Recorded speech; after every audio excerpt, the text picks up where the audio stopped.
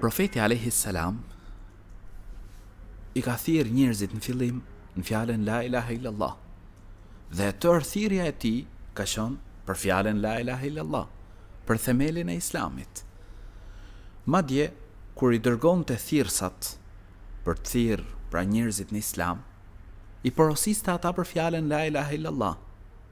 Letrat që u ka dërguar mbretërve ka porositur në ato letra për fjalën la ilaha illallah.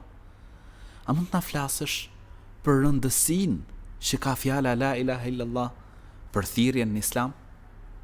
Profeti ynë sallallahu alaihi wasallam gjatë gjithë jetës ka ftuar në fjalën la ilaha illallah, se kjo është themeli I Islamit. Por thirrjen e filloi me këtë fjalë. Fillimisht I ka ftuar njerëzit në këtë fjalë. Dhe gjatë periudhës së Mekës, që zgjati 13 vite, profeti sallallahu alaihi wasallam ka pas në qendër, në themel të thirrjes këtë fjalë. Ai u thoshte njerëzve në përtregje dhe vende ndryshme: "Ejuhan nas qulu la ilaha illallah tuflihu", o njerëz thoni la ilaha illallah që shpëtoni. Na e ka sjell një episod interesant Imam Ahmedi në musnedin e tij, që është një koleksion I madh hadithësh, nga Rabi'atu ibn Abbad,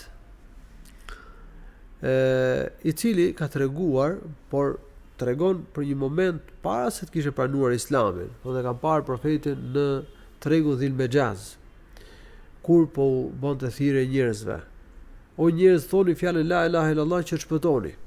Edhe thot, nga pas sot shkonte një burr me fytyrë të rrumullakët, që kishte devijim në shikim, me 2 flokët I kishte kaçurrela ose I kishte bërë gërsheta flokët, edhe thoshte mos e dëgjoni këtë, se ky është gënjeshtar.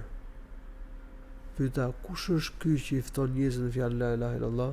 Më thanë, ky është Muhamedi, një burr që I përket fisit Abdul Muttalib. Po ky që u thot njerëzve mos e dëgjoni këtë, kush është? Më thanë që ky është xhaxhai I tij, është Ebu Lehebi. Rabia e mbajti mend këtë ngjarje, këtë rast, dhe e ka treguar më vonë, ka pranuar Islamin më vonë dhe e ka treguar këtë hadith. Ky është një hadith I saktë. Pra profeti I ftonte fillimisht njerëzit në fjalën la ilaha illallah, duke u bërë të qartë që kush e thot të fjalë ai shpëton, por ta thot me bindje, kuptohet. Dhe profeti kur I dërgonte thirrësit, gjithashtu kur dërgonte thirrësat në vende të ndryshme, u bënte të qartë që në fillim të ftonin njerëz në fjalën la ilaha illallah.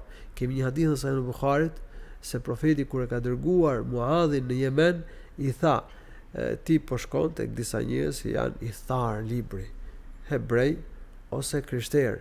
Prandaj I tha, fjala, çështja e parë në cilën do t'i ftosh njerëzit atje do të jetë fjala la ilaha illallah. Për t'i ftosh që të besojnë Allahun një të vetëm dhe të adhurojnë Allahun të vetëm pa I vënë shok atij. T'i ftosh që të njësojnë Allahun subhanahu wa ta'ala." Ky është themeli I thirrjes. Kjo është çështja më e rëndësishme në cilën një thirrës musliman I fton njerëzit. Ta pranojnë këtë fjalë, ta thonë këtë fjalë me bindje, ta kuptojnë këtë fjalë, që të jenë për atyre që besojnë Allahun një të vetëm dhe e adhurojnë atë të vetëm. Nëse njerëzit do ta pranojnë këtë fjalë me bindje, padyshim ka me ndryshuar jeta e tyre. Allahu do ta përmirësojë jetesën në këtë botë dhe do të arrijnë dhe lumturinë e xhenetit në ditën e gjykimit. Allahu është përbleft, hoxhë nderuar, elu Zotin e gjithësisë që t'i bëjë dobishme këto që na that,